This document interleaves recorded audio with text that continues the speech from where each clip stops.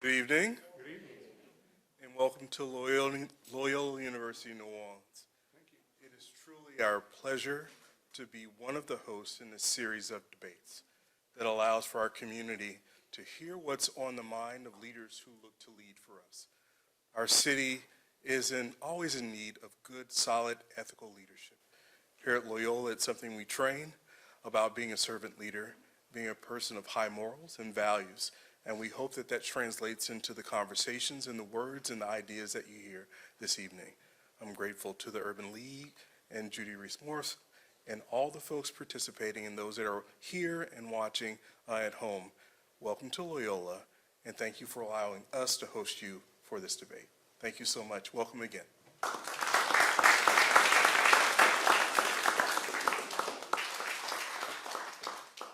Good evening, everyone. Good evening. Oh my God.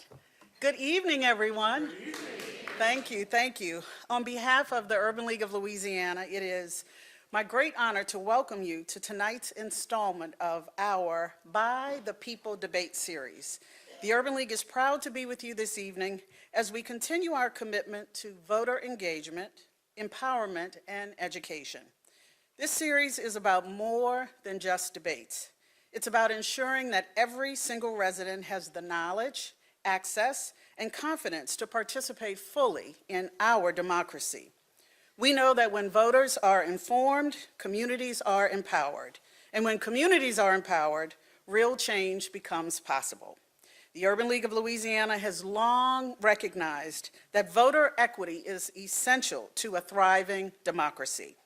Our work is grounded in the belief that every citizen, regardless of race, income, or neighborhood, should have an equal opportunity to make their voice heard. We know that when people feel informed and welcomed, they are more likely to participate. And participation is the foundation of a government truly representative of its people. From first-time voters to longtime civic leaders, our goal is to inspire action, to amplify voices, and turn awareness into turnout. I want to extend my deepest gratitude to the extraordinary coalition of partners who have joined us in this critical work. Each of these organizations, leaders and advocates, bring with them their own voices, their own strengths, and their own reach. And it is in this collective effort, which we believe deeply in at the Urban League of Louisiana, that we find our greatest power. Together, we are building the kind of civic infrastructure that not only sustains democracy, but strengthens it. We are in a truly unique moment. Rarely do we see so many like-minded organizations from across different sectors and communities come together around a shared purpose, and that is to ensure that New Orleans elected leaders who are committed not just to governing the people, but to listening to them, engaging with them, and solving the problems that actually matter most. These debates are an opportunity for voters to hear directly from the candidates, to test their ideas, and to hold them accountable. But they are also a reminder that democracy is not a spectator sport. It works best when we all show up, when we all speak out, and when we all stay involved. So tonight, I encourage you to listen closely, ask questions, and think deeply about the vision you want for our city. And then most importantly, take that vision with you to the ballot box. We also encourage you to attend our other upcoming debates in the coming days and weeks. You can RSVP at urbanleaguela.org.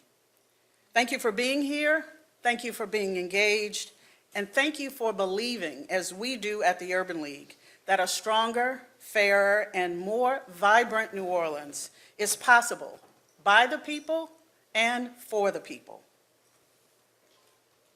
I now have the pleasure of introducing our debate co-chairs. From the crew of Themis, Courtney Scruggs, and Kiva Landrum of the Pontchartrain chapter of the Links Incorporated. Please welcome them.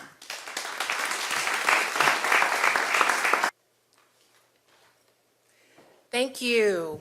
It's good to see everyone here tonight. It is my honor to introduce our first moderator, Ms. Lindsay Navarro, the Executive Director and founder of El Centro.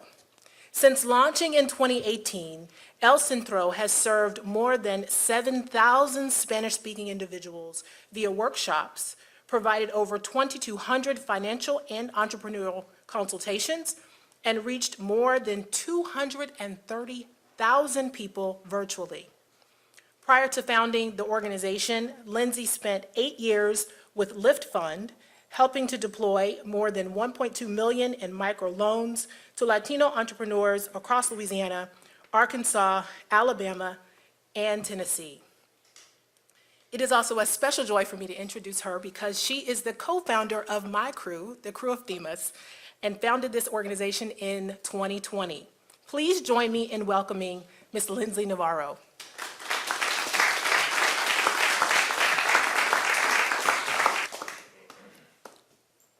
Good evening. Good evening. I'm honored to serve as a co-chair for tonight's debate. Our second moderator is Dr. Andrea S. Boyles, a sociologist, criminologist, author, and associate professor at Tulane University. Dr. Andrea Boyles is a race scholar and ethnographer specializing in social inequality and injustice on issues including race, the intersection of race, gender, and class, Black citizen police conflict, crime, racial spatial politics, segregation and containment, poverty, social ties, and resistance. As a noted public intellectual, Dr. Boyles has received special thanks and been featured in short films and documentaries, authored and been cited in print media with regular appearances on public radio, podcasts, and some television outlets. Dr. Boyles is serving this evening as moderator in her own personal capacity. Please join me in welcoming Dr. Andrea Boyles.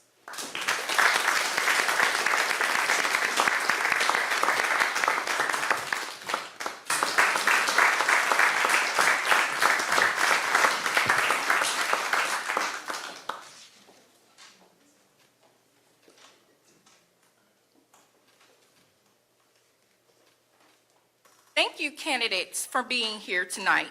Before we begin, here are the rules of the debate. Each candidate will have 90 seconds to respond to questions, 60 seconds for rebuttals, and 30 seconds for clarifications at the moderator's discretion. We ask that candidates keep your remarks respectful, focused on policy and vision, and refrain from personal attacks. The audience plays a critical role tonight. But in order for us to stay on time and keep the debate fair, there will be no applause, cheering, or verbal reactions during the debate. You may applaud during the opening and closing statements and after the debate concludes. Time limits will be strictly enforced. To ensure fairness for all, candidates. We'll begin with opening statements. Each candidate will have 2 minutes to introduce themselves and share their vision for New Orleans. We'll go in ascending alphabetical order. Ms. Friedman, you have 2 minutes. So good evening, everyone. I'm Holly Friedman, and I'm running for City Council District A. Like so many people in this room, I love New Orleans, but it's getting harder and harder to live here. We pay high property taxes, and we can't get our most basic city services delivered to us. And so I want to turn New Orleans into a transparent, smart city. And what that means is we need to be held accountable at City Hall. So Oh, great, thank you. So a lot of times when we think about economic development, we hear about bringing in jobs, as if jobs don't already exist here in the city. There are employers that have been trying to fill open positions for years, especially since COVID pandemic started. And as a result of that, we're finding that employers are struggling to find the people that they feel are qualified, while at the same time the workforce is struggling to find jobs that they feel can actually adequately pay them so that they can live here in this city. So it's important for us to make sure that we're enforcing the Workers' Bill of Rights that was recently passed and codified into our city charter. And as district council member, I plan to visit at least 100 workplaces in my first year in office to try to organize people in their workplaces to have union rights, to make sure that they're able to get good paying jobs that people want to get to and that are competitive, and try to bring those employers to bring about a better standard of employment here in the city. Thank you. So we can talk about green infrastructure, advanced manufacturing, the space industry, which I know quite a bit about. Trying to populate the service jobs, I think there's an argument that that's not a living wage. When I was married, we had the most aggressive seed fund in town, which means we called it the friends and family you don't have. So we would fund basically the amount of money that would get businesses started so that they could go to South Coast Angels or the New Orleans Startup Fund, because we were trying to create an entrepreneurial ecosystem. That was going to be our contribution to New Orleans. And I think we had over 20 companies. Some did okay, most didn't, some went on. But the theme was the same. At the end of the day, they didn't stay here. They went and worked at Google. They didn't like the infrastructure. They didn't want to raise their kids here. They thought the housing was too expensive. They didn't think they had a future, even though they were able to start the dream job that they wanted. So the question of economic development, at least from the city council's perspective, because we got GNOE, the inside of the city hall has its own economic development person. Even Susan in the state at Baton Rouge is working on economic development. What we could do as city council members is make this city livable, not have it flood, not be worried about crime, have your kids go to a school that you don't have to pay for. That is how we, as a city council, we can help economic development by actually making this city more livable and functional. Thank you. Ms. McCarron?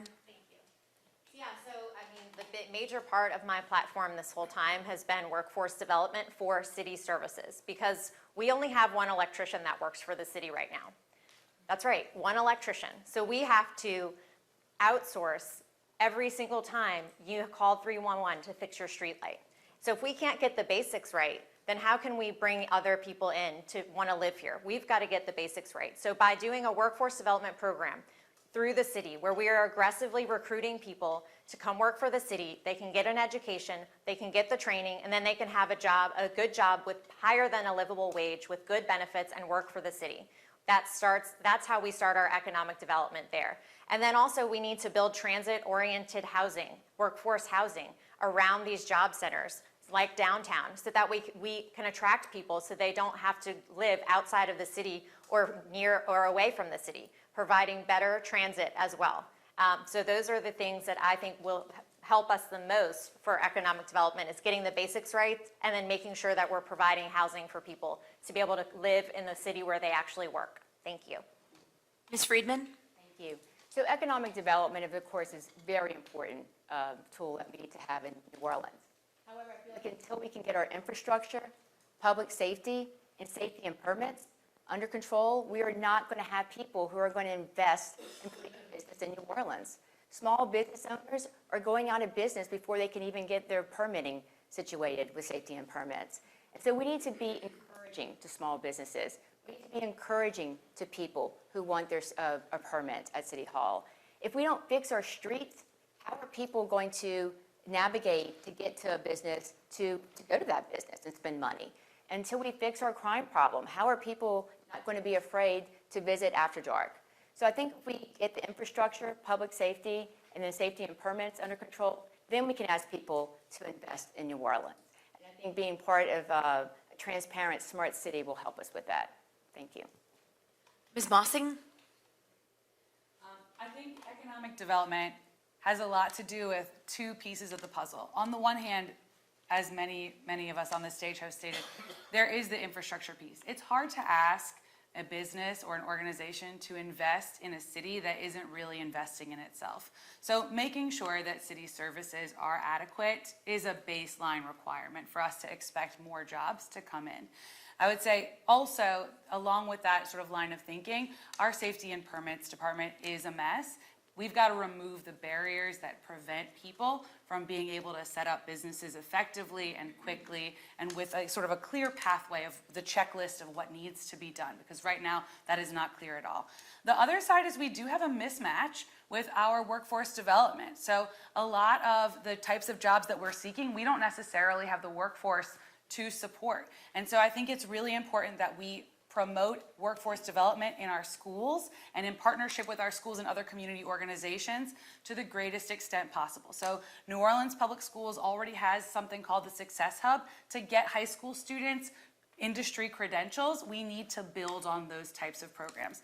The New Orleans Career Center is very committed to working with local industry to provide the type of training needed for high-paying jobs. I think supporting those types of workforce development programs will help us close this gap in the type of workers and their skills that are needed to attract high-paying jobs. Thank you. Without being priced out of the market. So as mentioned earlier, the Office of Business and Entrepreneurial Services was formed during Mayor Cantrell's term. And as a result of that, it was to highlight a focus on trying to make sure that we're able to empower people to start up brand new businesses locally here in New Orleans. I've been grateful enough to be hired by local software companies my entire career. And I think that it's important for us that it's not just about throwing away money, right? It's not just about hoping for angel investments. It's about making sure that we have a necessary and fundamental understanding of what entrepreneurs mean to the fabric of our economy, right? We need to make sure that we're still having good paying jobs that take care of people, because at the end of the day, if you have an entrepreneur that has an idea that's only benefiting a small few, it's not really gonna get taken off in this city, right? So when it comes to city council empowering startups and things like that, I really want us to try to actually focus on worker-owned cooperative developments. These are shown industry-wide to have much higher rates of benefit pay, as well as making sure that we're having minority-owned businesses adequately supported. And I really support the foundation of worker-owned cooperatives here in New Orleans. Shout out to New Orleans Co-op for all the work that they do. Thank you. Most of District A is actually residential. So we'd almost have to look to the universities, which already have a bunch of incubator programs, in addition to there's actually several incubator programs at this time. So the question is, I wouldn't encourage them to do bricks and mortar in District A unless you're on Harrison Avenue. Everything else should really be inside incubators so that you get mentors, you get access to resources, you get other people trying to do what you want to do.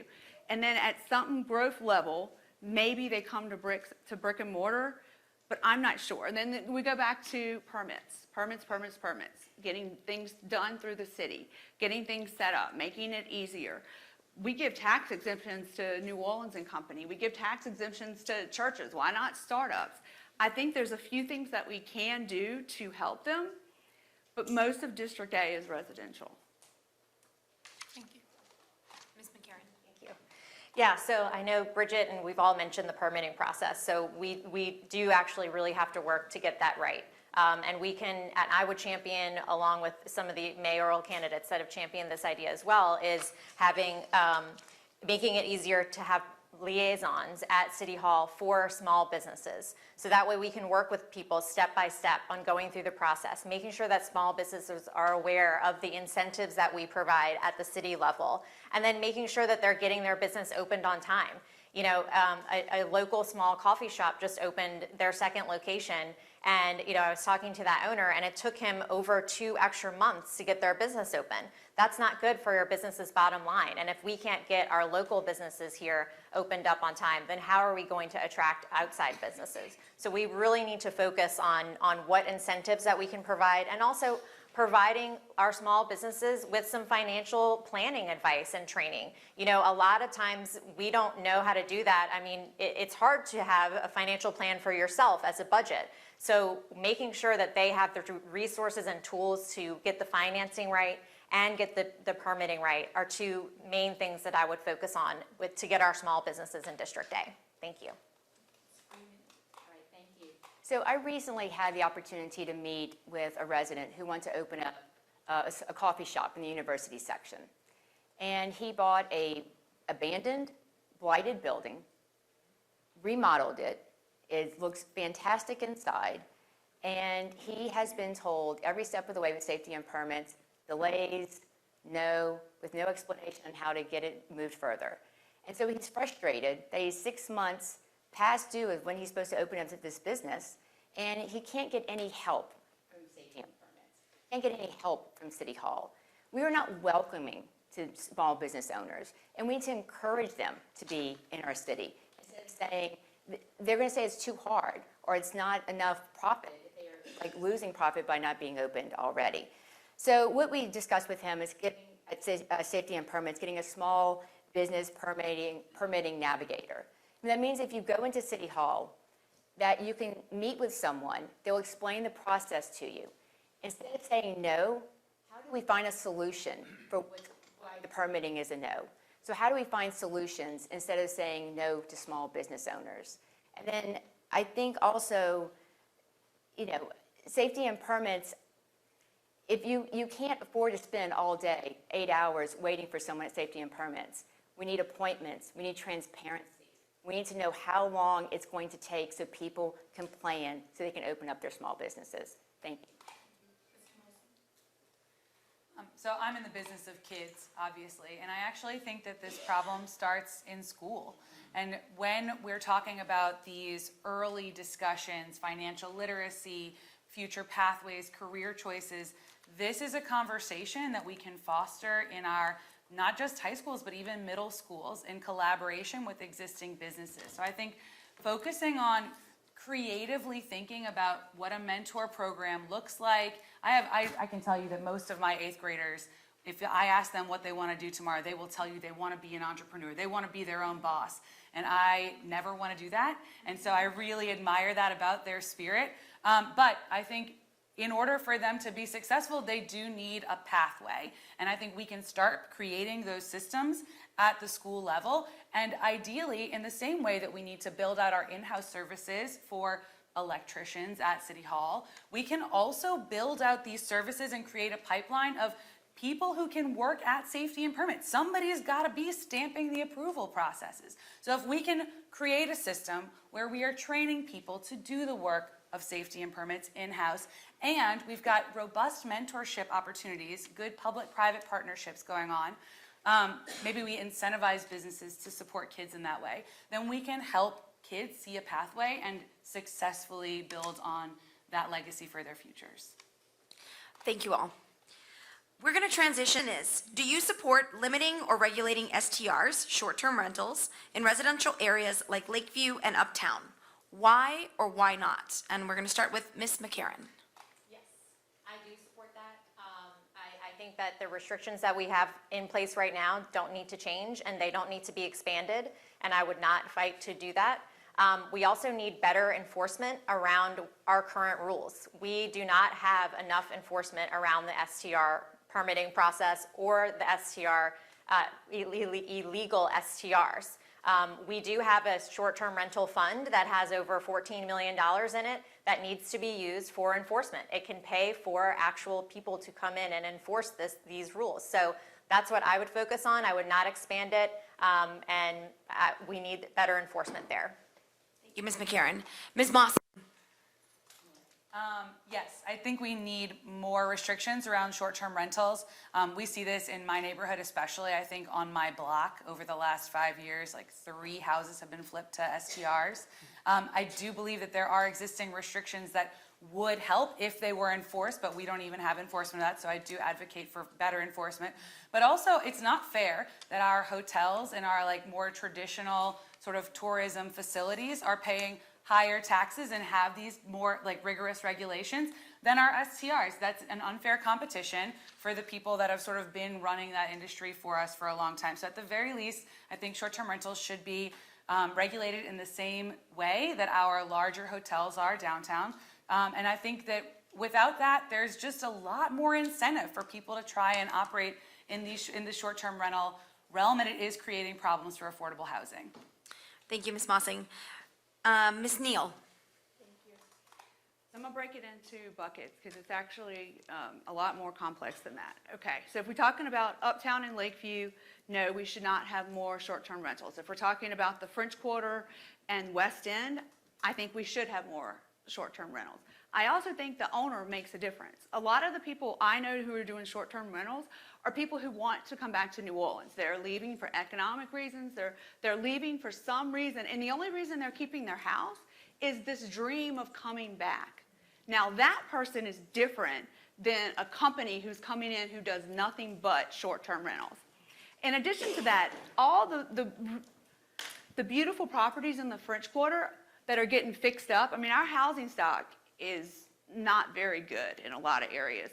They are investing a ton of money into rebuilding these places out, money that local people wouldn't have. So I think increasing the housing stock, particularly in the French Quarter, is good. So the answer is, depends on the area, it depends on the owner. Thank you, Ms. Neal. Mr. Morrell? Yeah, so I'm definitely in support of regulating short-term rentals. I actually support a ban on commercial short-term rentals and whole home short-term rentals. I feel commodified housing has ruined the social fabric of our city right now. When we start allowing out-of-state companies like Airbnb to run this concept of short-term rental tenants for profit, we're introducing the profit incentive into housing, and that's exactly what's led us to so many people getting displaced because people are just trying to make ends meet, right? People that have homestead exemptions, for example, they need an alternative that is not for profit. So I would love us to have a municipal rental registry to try to match tenants who live here or want to live here and work here, actually find the ability to have a short-term living space so that they can eventually move to month or even a long-term stay. But at the end of the day, enforcement is what matters. The more complex regulations we have, the harder it is to enforce. So that's why I think having bans in place and a replacement process of homestead exemptions, I think is the best course forward. Thank you. Ms. Friedman? So, yes, I agree with regulations for short-term rentals in the Lakeview area in Uptown. I will say the current restrictions, like being a homeowner and renting out part of your home, I do agree with. I think home-occupied STRs lead to a lot less illegal behavior out there. But one thing I don't love with the current system is the lottery system. And I think with the lottery system, for people who don't know, it's like a lottery on who gets to have it on a block. So if you were having two, STRs that are compliant and have no grievances against them, only one of those people can win the lottery. And what they do now are filing exceptions that the city council can now say, well, this person gets an exception. But what that really just seems like is, now you may have 5 houses with exceptions and other people who are just like, well, wait, I didn't get an exception. Why didn't I get one? And so I think that leads to a little bit of feeling of unfairness, and a little transparency can work with that as well. And I do believe that enforcement, though, at the end of the day, is the real problem. I think enforcement office working from 8:30 in the morning until 4:30 p.m. is not really helping. The enforcement needs to happen at 10 p.m., right? Midnight, 2 a.m., when people are swimming in the pool and you're trying to sleep or your kids are trying to sleep. So let's get an enforcement that's out there and has a night shift, and we can really stop these illegal STRs that are hurting the people who are just trying to have a good legal STR. Thank you. Thank you. We're going to keep the same style. I think we all know that the structure of sewerage and water board is convoluted and is not working effectively. I'd like to see us be able to streamline that so that the city council does have more direct oversight over the board. That's a process that's going to have to be collaborative between ourselves, the city, and the state. So I'm interested in working closely with all of the elected representatives who would be involved in that to start making progress on making realistic and pragmatic adjustments to how sewage and water board is managed. Aside from that, I think we should have in place some penalties for non-performance. So when the drainage system fails, especially because somebody just wasn't around to turn the pumps on, we should get a credit for that, right? Like, especially the people who have been harmed because their street has flooded or their car has flooded. So those are the types of changes that I think would help us manage the sewage and water board. And again, making sure that we have structures to hold the Sewage and Water Board accountable for the funds that we allocate to them. So we have allocated quite a bit of money to clean out catch basins, and most of that work has not been done. So making sure that we have real teeth to our enforcement mechanisms is important. Thank you. Next, Ms. Neal. Again, we're going to have to pull it apart because Sewage and Water Board isn't responsible for everything that's associated with flooding. It's not responsible for cleaning out the catch basins. It's not responsible for some of the reasons that we haven't dealt with flood mitigation the way we should. So I'm going to take Lakeview. And of course, we can talk about the green and the gray solutions. The green is sort of the retention ponds and the vegetation, and the gray is the permeable. pavement. We could talk about the governance structure and the city coalition's ideas about how we manage it. But I want to kind of get down to the nitty-gritty of, there's other things besides the functionality of sewage and water board. That's the problem. Lakeview. So when you go down Lakeview and you're going towards the lake, there's the right side and the left side, the side towards City Park. Their roads are shameful. Like, you would think mini bombs were there. That was just shameful. So FEMA had allocated money to fix those roads, but because FEMA is the steward of actual federal dollars, they said, we're not going to fix the roads until you get rid of or you try to mitigate the flooding. It's the whole subsurface erosion that happens. It's basically you flood, underneath the road comes out, and then the road buckles. That was killed because some people didn't want to turn City Park into a retention pond. And there's like 4 or 5 examples of people in the community getting upset about the suggestion for the flood mitigation, but that has nothing to do with Sewage and Water Board. Thank you. Mr. Morrell? Yeah, great. So any city or public agency that has a sex room needs to have an audit done, quite frankly. And I think it's a shame that we have public leadership in the mayor's office that is able to appoint people that are seat warmers on the Sewage and Water Board. So number one, we need to have accountability in our leadership, and that starts with having recallable members from the board as well as director level. I serve as a project manager and actually knew some people who were in Department of Public Works as project managers. And we talk about the back end, right? What is the status of this road work? What is the status of acquisitions of the supplies and things like that? There's a central system that does that all city agencies use, but Sewage and Water Board doesn't. We have the political willpower to make sure that these communications are in sync. It should alleviate, number one, a lot of the sequencing that we have where something gets torn up, paved over, and then they have to tear it up again to do one more little thing at the end of it, right? So we can eliminate a lot of waste and time and headaches that people are experiencing just because of simple mismanagement of projects, right? Number two, we need to make sure that we are utilizing, again, the full extent of water retention, right? Our gray infrastructure is not keeping up with these storms anymore. They're aged, and it's going to cost billions of dollars for us to completely repair all the pumps. I know people want more pumps, but at the end of the day, it's going to cost money that we don't have. So we need to look at water retention programs.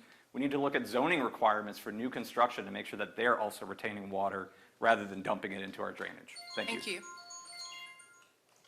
Ms. Freeman? So I believe Sewage and Water Board and Department of Public Works should be under one department head. So right now, what you have is Sewage and Water Board and Department of Public Works are putting all the burden on the residents to report to the right person. And there's 2 different reporting systems. So Department of Public Works goes to 311. Sewage and Water Board, you report to 52 Water. I'm sure everyone in this room, you don't care who is fixing it. You just want the leak fixed in front of your house. And so if you report it to 311, and it turns out that it's for Sewage and Water Board, then that case is just closed, and you don't know what happened. It's closed, but it's not being reported. So if we had one big department, one umbrella with one department head, there couldn't be any finger pointing. You wouldn't have Department of Public Works saying, well, that's a Sewage and Water Board issue, or vice versa. It would all be one house, and it would all be one reporting system. So I think that consolidating Department of Public Works and Sewage and Water Board together to be in-house under the umbrella of the City of New Orleans would be my suggestion. Thank you. Thank you. Ms. McCarron? Yeah, so a couple different things for sewage and water board and drainage. So number one, we have a power station that the council funded the last few years, and that needs to be completed. It's supposed to be completed in July. Now we are getting a date of August. So this is August, and we need to make sure that that is actually done. So that's number one, that they need to be held accountable. No more rate increases or a drainage fee until they get their billing right and that power station comes online, because that will be what helps us when we do flood and do have drainage issues, is that power station having its own power source. The other thing is that the state legislature combined all of the drainage systems, so all of your catch basins are under the management of Sewage and Water Board, as well as the larger pipes. So the city council this year gave them funding to fix and repair some of these catch basins and clean them out. So we need to make sure that they are doing what they say they're going to do and getting these drains unclogged and on a schedule that works for everyone, and while also managing when we do have flash flooding, that they are getting to those catch basins as well to clean out. The other thing is there's 3 drainage studies that Councilmember Giarrusso did, and these are complete and there are plans in place, and these are going to be in the bond proposition that you all will see on your November ballot. And those things need to be funded so parts of District A can have these proper drainage and so they don't flood every single time it's a thunderstorm. So that's what I have for that one. Thank you. Thank you, Ms. McCarron.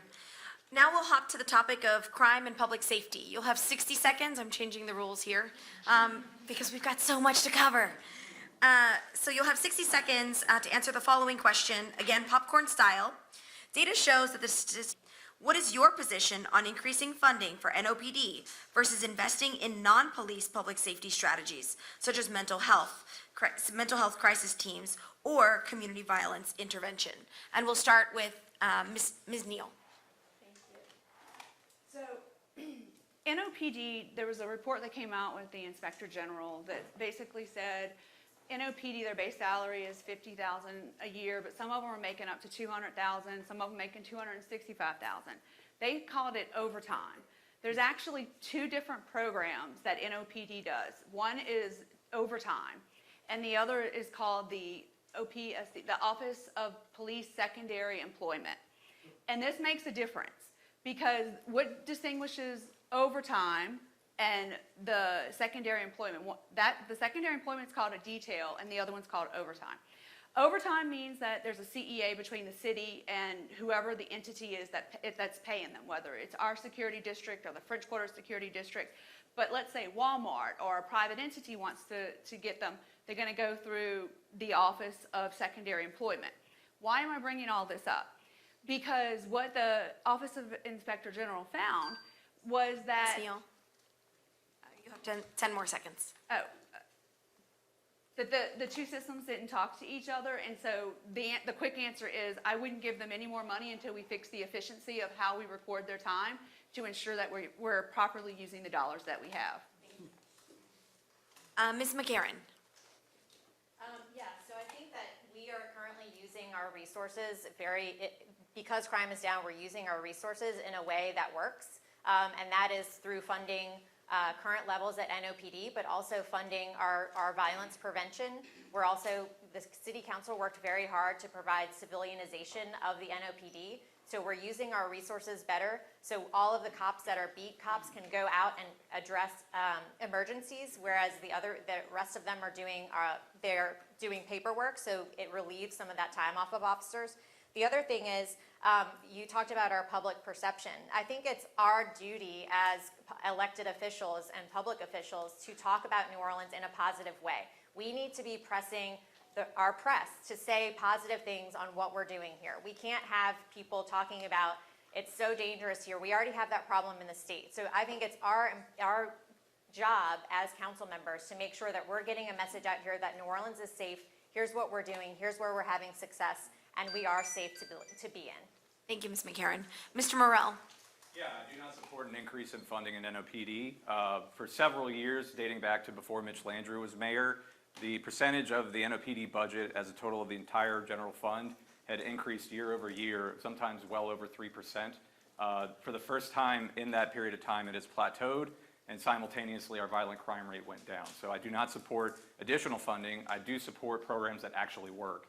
I was an advocate for the Help Not Handcuffs campaign, which introduced the crisis response for mental health crises events with non-armed agents of the state. And I would continue to support civilian response teams, whether that's for traffic stops or any other non-violent issues that happen. Thank you. Thank you. Ms. Mossing. I do not advocate for more police funding. It seems clear that the rate at which we're currently funding the NOPD is working effectively, and we've seen that with our reduction in crime. So I think changing that would be unnecessary at this point. I do strongly advocate for building in more non-police intervention services, so mental health supports, crisis intervention teams, civilian police forces, or civilian additions to the police office. I think are all really great investments that are saving us money in the long term. I heard a really great statistic the other day. I was touring Odyssey House, which is a local provider for the city of New Orleans. They manage our low barrier homeless shelter and also provide a lot of mental health services and addiction support services around the city. And they believe that based on their sobering center services and their, I think just the sobering center services are about $1 million a year, and they save the city about $7 million a year in potential incarceration. And I think that's the kind of investment we should be making. Ms. Friedman? Okay, so I do support new programming with working with NOPD for that programming. My current role, I'm at the district attorney's office, and in 2023, the DA challenged us with this. We need to figure out some new programs in order to reduce the violent crime. Seems more like a wish, right, than an actual, like, something we can accomplish. But we have accomplished that in 2 years, and the violent crime rates have gone down. 2 new programs the DA started, No Dice and OSINT. These were both funded. OSINT was funded by the state, and No Dice is funded by the federal government because City Council was not interested in funding these new programs. OSINT works with NOPD to help them analyze, collect data and analyze that data so our reports are stronger so we can get convictions. And No Dice is helping with leading in the communities. And what we do as part of that team, we were part of the team that shut down the London Lodge on Airline, Shamrock Bar on Carrollton, and the tire shop on Claiborne. So these are programs that the city could be funding and should be funding. Ms. Friedman. And now we'll hop to an even more challenging round, the rapid fire round. In this next segment, our rapid fire round, the rules are simple. We'll ask a series of quick questions, and candidates will answer yes or no where necessary, and short responses where appropriate. Shortest responses would be 15 seconds. No elaborations. This is about giving voters quick and clear positions. Do you believe that the city's economic development strategy must include closing the wealth gap that exists between white residents and their Black, Hispanic, Latino, and Asian neighbors, yes or no? We'll start from the left. Absolutely, yes.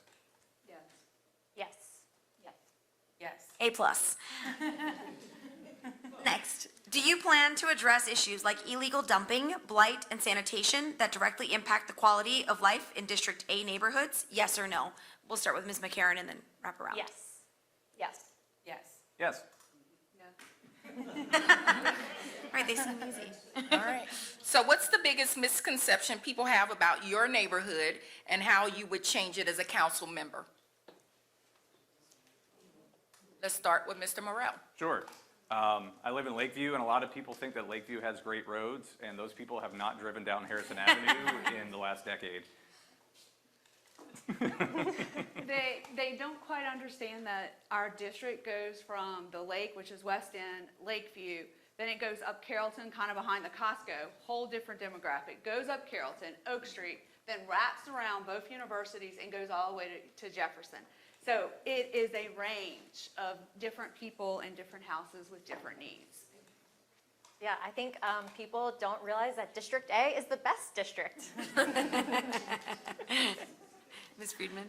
Yeah, so District A has a lot of great, we have Loyola University, Tulane University, Delgado, we have Audubon Park, and we have City Park and the Fairgrounds. So we have a lot of great natural resources. I'm the only candidate who lives uptown, so I think the misconception about, my neighborhood is that we have great streets as well, which we are plagued with abandoned street projects all over uptown. Thank you, Ms. Friedman. Ms. Mossing? I'm not sure anybody anywhere believes that any neighborhood has good streets in New Orleans. I'm just going to say that. But I think that District A is a lot more diverse than people realize, and that's sort of been my feeling as I've been a part of this race, is that we do span a really huge area of the city. People are shocked to realize all the neighborhoods that are included, and I think that all those opinions really matter, and I'm not sure that they're always heard. That.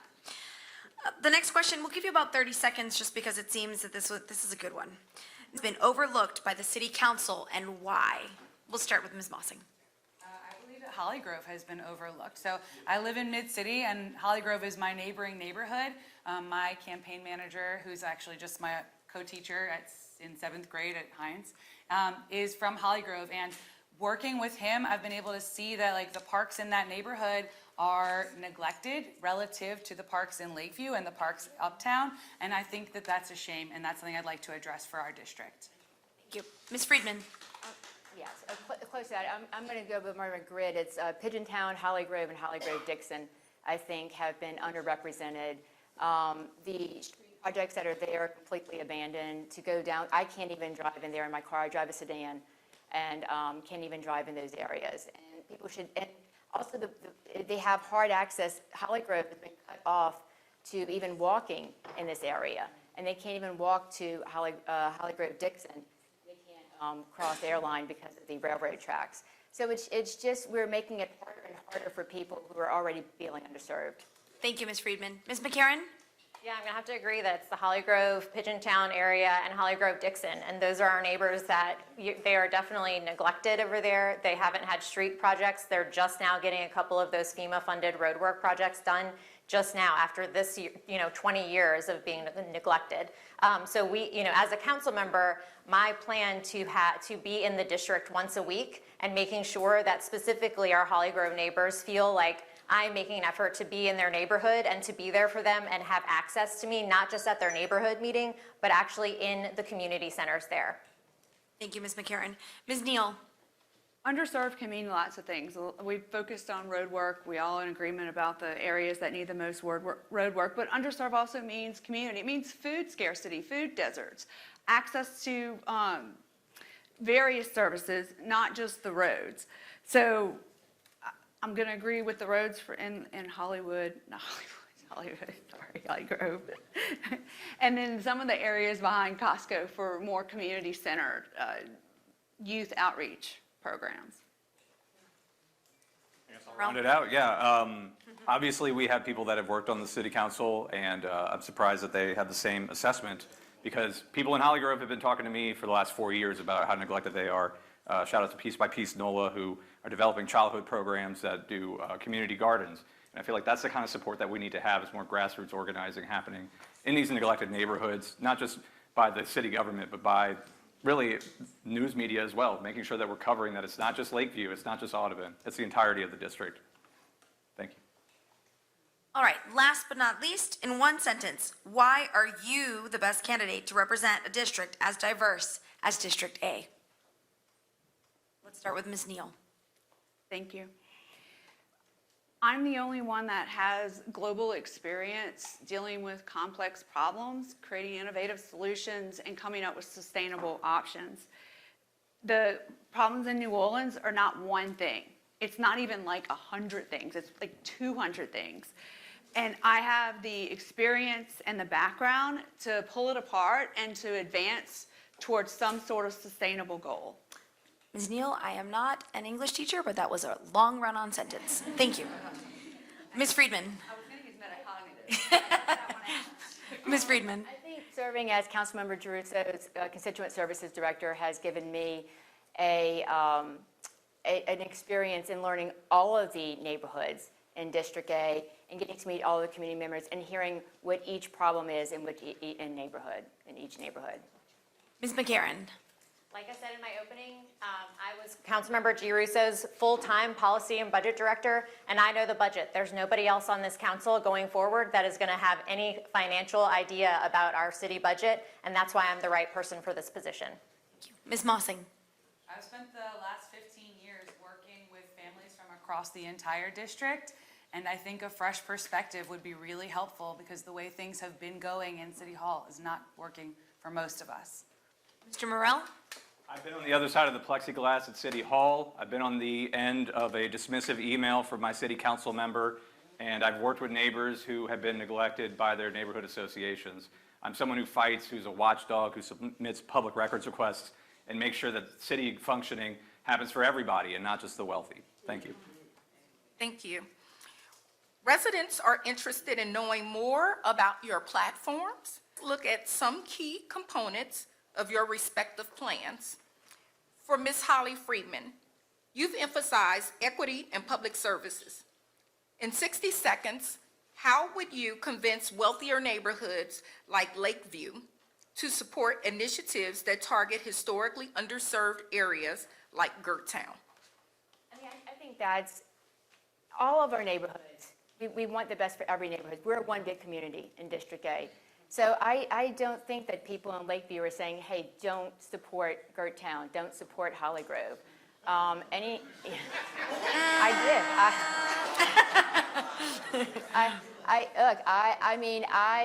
I'm a boots on the ground person, and I have been in the neighborhoods, and I do think that we all want the best. Now, we all want the best for our own little area that we have, but I don't think anyone's saying don't support other neighborhoods. And that's certainly not my position. If people have felt that way, that is absolutely not, my position. And again, what would you say? You've got 15 seconds.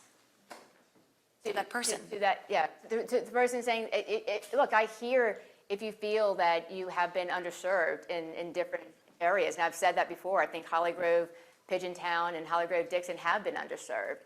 But I don't think necessarily the question, the way it was phrased, is that another neighborhood doesn't want you to receive those funds. And I think that that's not the case that I have gotten. But I think your voices do need to be heard in the neighborhoods. And I think your voices do deserve to, you do deserve the same thing that every other neighborhood is getting in all of New Orleans. Thank you, Ms. Friedman. Ms. Amy McCarron, you've built your campaign on government transparency. Can you name one policy area where you believe recent city council decisions lacked transparency and what you would have done differently? Yeah, so I think what's lacked transparency is some of our issues surrounding Wisner funding and how we, I know there's an ongoing lawsuit happening with that, but there's a lot of things that happen behind the scenes that I feel like are not out in the public. And what I would do to change that is that we need to make sure that the public has all the information on a public-facing dashboard to make sure that we're talking about these things, that we're in the community. It's our role as council members to be in the community and making sure you understand. I think a big piece of my platform is to bring services in-house. And the reason for that is because anytime money leaves the door through an outside contract, the city council loses the ability to control those funds. We lose the ability to ask that department head, where did this money go? How is this employee doing? Do you need more funding? We lose all of that ability with outside contracts. So that's where I am going to focus most of my transparency to bring some of these services back in-house so we can hold people accountable. Thank you, Ms. McCarron. Thank you. For Ms. Alex Mossing, as one of the youngest candidates in the race, how would you work to build trust with older constituents who may be skeptical of less experienced leadership? I don't actually think I am one of the youngest people in this race, but I thank you so much for feeling that way about me. I do think that what I might not necessarily lack in age, I lack in experience in government, but I do teach children how the government is supposed to work professionally. So I feel like it's an important, outreach is important for everybody, and I am confident in my ability to communicate effectively with people of a wide swath of age ranges, quite frankly, because it's my job to teach people all sorts of things, and I am happy to talk to people who are in their 60s about what that might look like, just like I'm happy to talk to people who are 14. I'm pretty good at breaking down complicated ideas, and I would love the opportunity to be able to do that for constituents across all ages in New Orleans. Mr. Bob Morrell, as a no-party candidate in a largely Democratic city, how do you plan to build coalitions and navigate potential gridlock with an ideologically aligned council majority? It's a great question because I'm already in several different coalition work with a lot of different perspectives, whether we're dealing with housing justice or youth advocacy or even the elderly. And I feel like it's important that partisanship is not something that makes you feel like you have very specific alignment. I think there's sort of a toxic nature that's coming out of this tribalism that we've had, especially after the Trump election. And I think it's important that building that coalition work between people that are just struggling to fight, they really don't care the D or R is next to your name, quite frankly. And that's why this is a nonpartisan race in a jungle primary, because at the end of the day, people want solutions, and I'm a solutions-driven leader. Thank you. Thank you. For Ms. Bridget Neal, In a city dominated by Democratic politics, how would you move more conservative policies forward? And how would you ensure bipartisan support for your proposal? It would depend. If it's a good idea, I think that the council would move it forward. Where I think being a Republican is really beneficial would be for federal and state dollars. So if we have a storm and we need FEMA funding, if we need a bailout because we're moving towards bankruptcy, other things related to outside funding.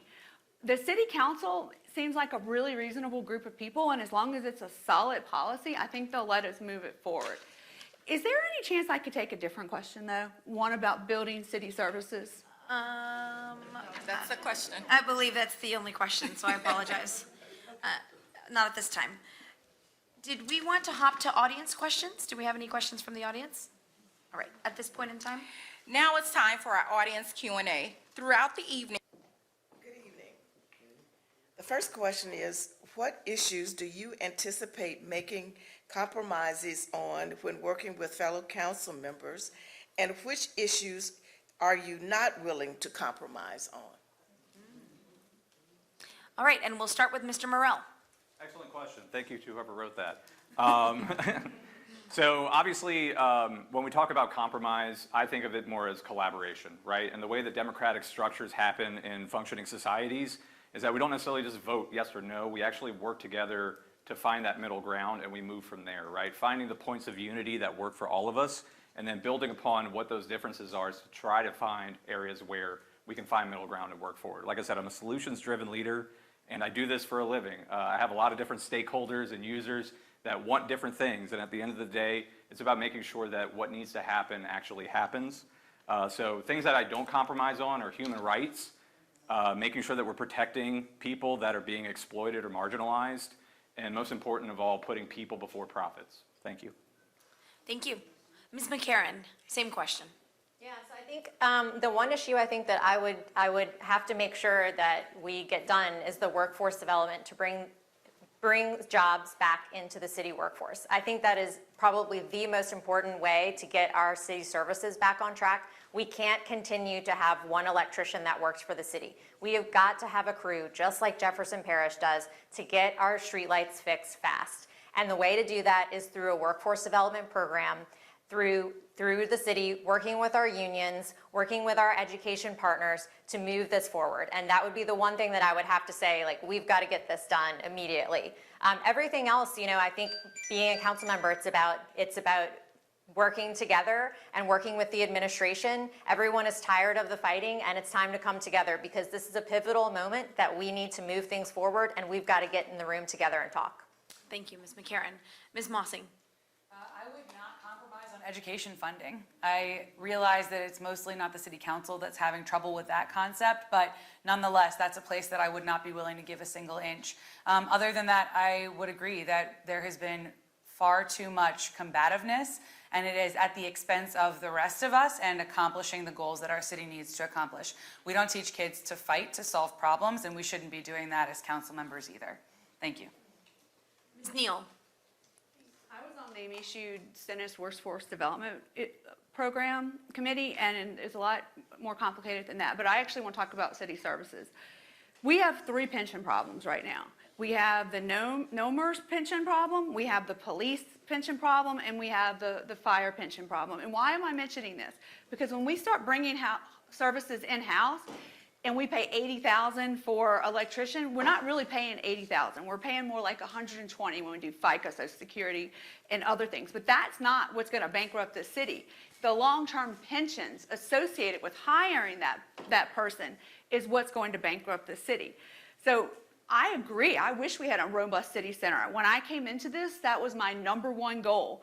However, looking at the budget numbers, we can't afford it. And I will not compromise in moving us towards bankruptcy and having the state take over whether we can govern ourselves or not. Thank you. Ms. Friedman. The things I would not compromise on are the infrastructure issues we have in New Orleans, public safety, and making New Orleans a transparent, smart city. I think these are all critical to us moving forward as a community. However, that being said, I am a relationship person, and I do want to get along with my fellow council members. I think there's a way to work together and be collaborative. And even if someone doesn't agree with you, how to get them there to meet you where you are. So I think these are things I wouldn't compromise, but I definitely would try to convince them my way, for sure. Thank you all. Next question from the audience? Good evening. We have become used to calling our council member about street, electrical, and sewage and water board issues and service. Candidates, you'll have 60 seconds to respond. And we'll start with Ms. Friedman.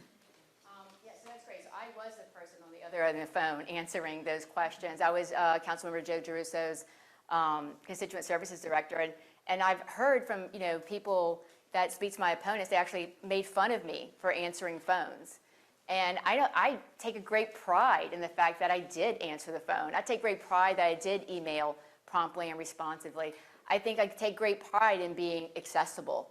So these are all badges of honor that I wear, and absolutely something I continue to do, as well as being boots on the ground in the neighborhoods, looking at those. When someone calls and says I have flooding, it's not I'm on the phone like, okay, we'll look into that. Let me go see it. I want to take pictures of it. I want to know what's going on so I can call the right department and get it fixed. Thank you. Ms. McCarron. So as working with Councilmember Giarusso's office, I also answer the phones, and I know where to find the money in the budget to fix your streets.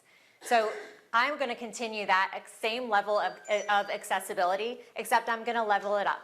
I'm going to be in your neighborhood once a week at a community center, at a Nord Center, at a library, where you can access me not at City Hall, but in your neighborhood, because that's what being a council member is about. It's about being 24/7 to deliver the services that you're asking us to deliver. And that's my commitment to you all, is that I will be available via cell phone, via email, and in your neighborhoods. Ms. Neal? I think we all agree that you have to be responsive, you have to be available. That's the easy part. The hard part is, how am I actually going to get the job done? I would have someone who was at City Hall who did nothing but maintain relationships with the departments that matter. Because the thing that we seem to miss is that City Hall has absolutely no control over who fixes your road. We have influence to go beg someone in that department to go fix your road, and that's it. So we have to have someone inside City Hall with the relationships and the knowledge, and God willing, the leverage in order to address the issue that the person called about. Because answering the phone's great, but at the end of the day, they actually want something done. Ms. Mossing? Yeah, I would say responsiveness is really, really important. We want to make sure that we are accessible. I'm accessible to all of the constituents' concerns. But for me, it is closing the loop on this. So recently, some constituents called me because they had gotten sort of a less than satisfactory response from our council member's office, and they were frustrated and asked what I would do differently. And so I picked up the phone and I called DPW. And I just spent about 30 seconds, honestly, digging a little bit deeper, and enough to figure out that their issue wasn't a DPW problem, as had been sort of cursorily pointed out, but it was a sewage and water board project that was an issue for them. And then I helped them figure out how to see the dashboard and how to even circle back to the contractor that was responsible for their project at the sewage and water board to contact them to get a little bit more detail on like what road update they needed. And that's who I am. I am happy to take that extra step to close the loop completely, not just to say, I hear you. Mr. Morrell. What I was going to say, as a software developer, I've done front-end support for people all across the planet who are very angry that their shopping is not working, right? As a result of that, though, I've learned how to take the process of doing customer support, and in this case, constituency support.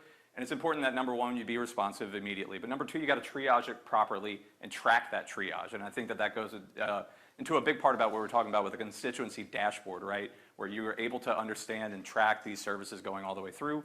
I've done similar dashboards myself, and I'm very much a delegative leader to make sure that other people are being developed as leaders, whether that's in the community themselves or on staff. And yeah, I definitely love the idea of doing remote work within the community. It's something that I ran on 4 years ago during COVID to make sure that we're not just showing up at neighborhood association meetings, but we're supporting small businesses and summer workers at snowball stands and things like that, and getting into the community so that they feel like we're working together rather than a one-way street. All right, we'll take one more question from the audience. Okay. This question reads, on May 25th, Entergy had an unscheduled power outage because they do not participate in a multi-provider power grid, but instead chose to source their power from their own gas-fired plants, resulting in more expensive and insufficient power. Can the city council hold Entergy accountable for this sort of behavior, and if so, how? We'll start with you, Mr. Morrell. So the Alliance for Affordable Energy has been an outstanding watchdog and advocate for this issue. Number one, we need to make sure that Entergy New Orleans is being actively regulated, right? Right now, we source out a lot to contractors to do these sort of legal agreements, to the point where when we fine Entergy, they're trying to repurpose that fine as a settlement to pay for rate increases for a year. So that way you get on the hook 1 year later. That's unacceptable, and I think we need to do a much more thorough job of actually doing regulation. More to the point, though, I think it's important that we are making sure that Entergy is coordinating properly with MISO, which is the more broader regional energy distribution. And we also need to make sure that we have a reliant multi-grid that is decentralized, right? So we have solar retention and electricity retention on a neighborhood level. Because right now our outages are not citywide. They're very spotty, right? And we need to make sure that we're able to respond to that accordingly. Thanks. Thank you, Mr. Morrell. Ms. Mossing. I think one thing that we can do is we can hold, when Entergy has an unexpected outage that is not, caused by massive storm damage, we give our ratepayers back some of that money in the same way that I described earlier with the Sewerage and Water Board. That's a very doable structure that exists in a lot of places. It would not be challenging for us to implement that as an enforcement mechanism here either. I do agree also that we should be thinking more creatively and more broadly about sustainable energy options. It's very sunny here. We have a lot fewer trees than once we did. There's really no reason that we aren't advocating for more community-based solar. And I think if we could build some of those systems into the Entergy grid, then we would all be in a more reliable and stable place no matter what is befalling us. Thank you, Ms. Mossing. Ms. Neal. Doesn't seem to be our biggest problem recently. I've had 2 in the last couple months, but actually it's power surges. When your power flickers, recently, actually the day I decided to qualify, my power fluctuated and my HVAC system went out. That's like a $15,000 problem. I called my friend, 2 of his TVs had gone out.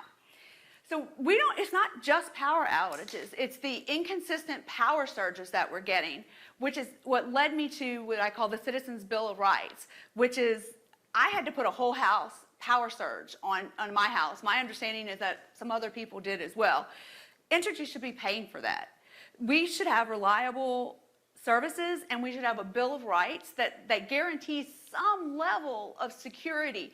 Because, I was going to go, after my HVAC, when I was going to go to City Hall and yell a little bit, but then my tire might have got busted from the pothole. It's like it's too hard to live here.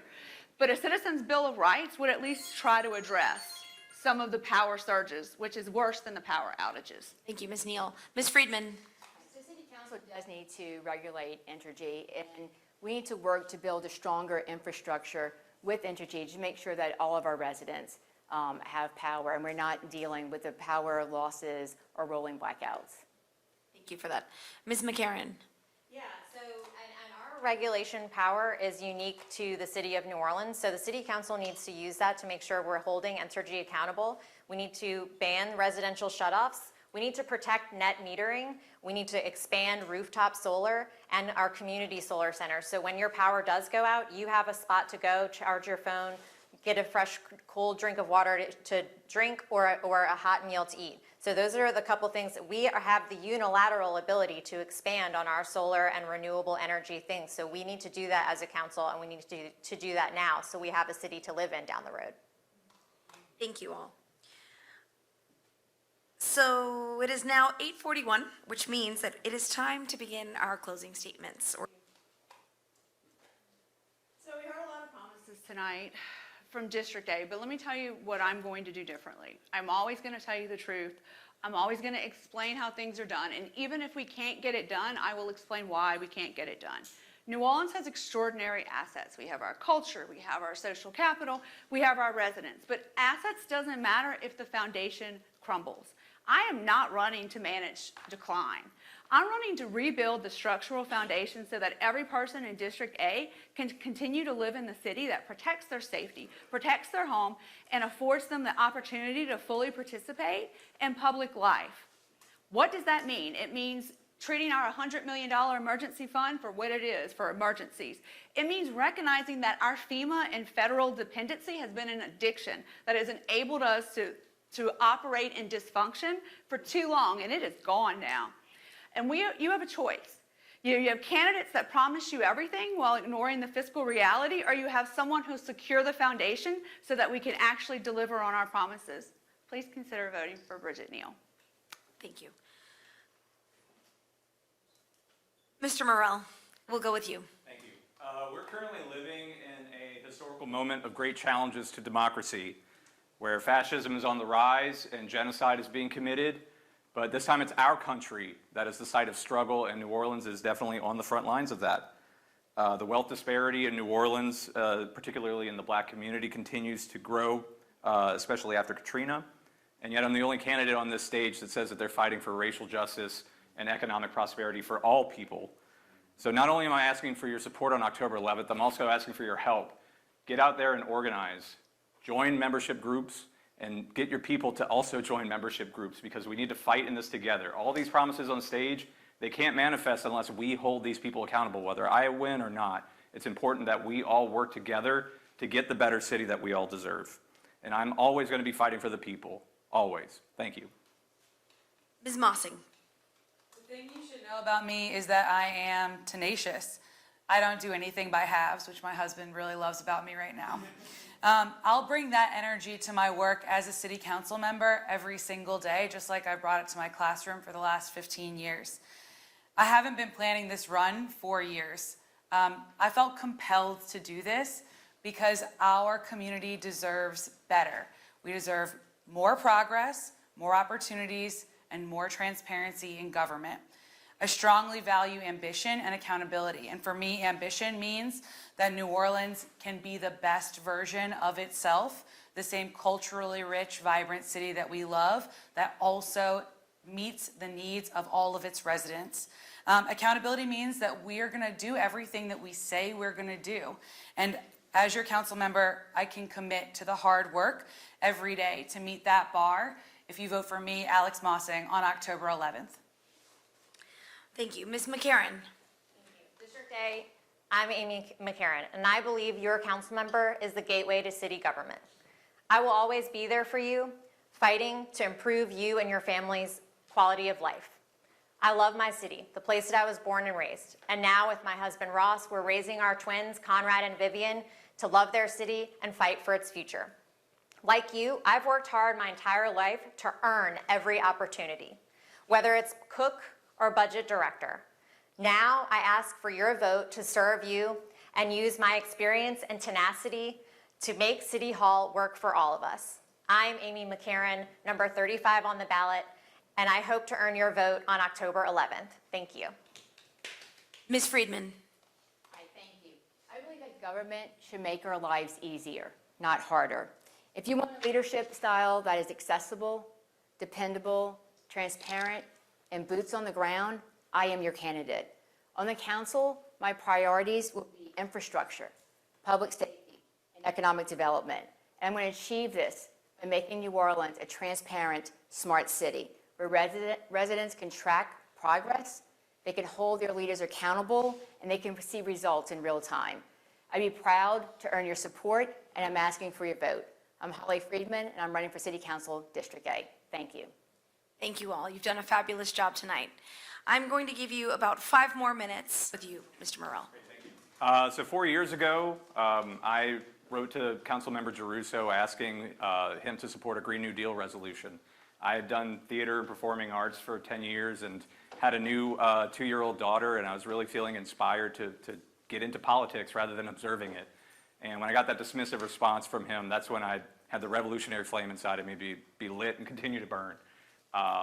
And now that I have another child that's a 2-year-old now, I think it's important that we not only are trying to build a better city together, but one that's actually more democratic, one that feels like a community, one that feels like the New Orleans that a lot of us grew up in, but without all the hassles of, bureaucracies and technocracies and things like that, but really getting back to the basics of what a democracy is, which is working together in our communities, block to block, and that's something that I definitely want to bring about. Thank you. Ms. Neal? Why am I running? I'm running because I'm tired of complaining.